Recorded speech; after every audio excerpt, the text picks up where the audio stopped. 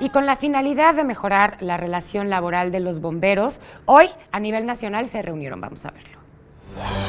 El día de hoy se llevó a cabo el Proyecto Nacional Ciudad de México, donde el secretario general del Sindicato del Heroico Cuerpo de Bomberos de la Ciudad de México, Ismael Figueroa Flores, declaró que es una forma de proteger a todas aquellas personas que arriesgan su vida ante cualquier situación de desastre en la ciudad.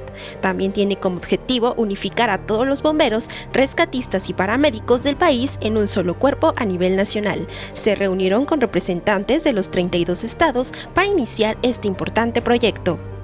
Sumamos un presupuesto, yo creo que estamos pidiendo cerca de 20,000 o 30,000 millones para que podamos tener todos los bomberos de la República, podemos homologar equipamiento y sobre todo salarios para que ya dignifiquemos.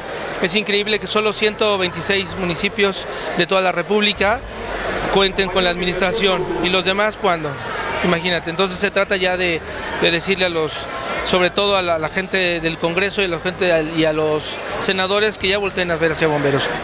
Ante más de 3.600 bomberos, paramédicos y rescatistas provenientes de todo el país, se llevó a cabo el evento en la Central de Bomberos de la Ciudad de México. Con este proyecto se pretende que dicho personal obtenga mejores salarios y equipo adecuado para desempeñar su trabajo.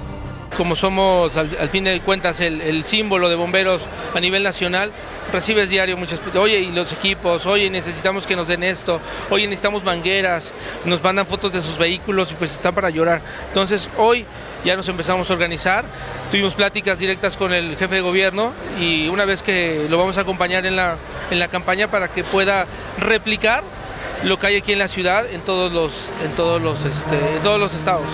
Luego de haberse lanzado la convocatoria respectiva por redes sociales, explicó que la finalidad de esta primera reunión es escuchar la problemática que se vive en cada entidad al desarrollar su labor, así como plantear posibles soluciones a las mismas.